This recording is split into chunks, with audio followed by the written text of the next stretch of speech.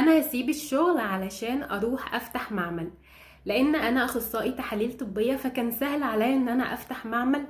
اتفاجئت ان انا اتحولت من واحد اخصائي تحاليل شغال في معمل لبزنس اونر.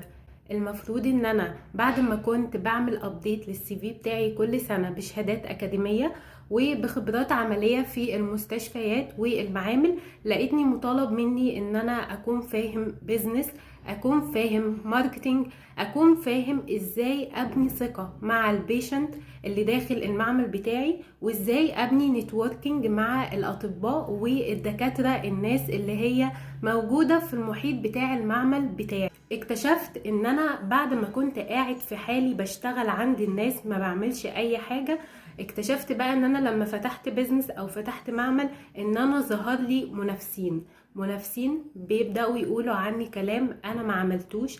انا قاعد في حالي، تعبت علشان ابني ثقة وابني تعاون مع الدكاترة وابني علاقات كويسة.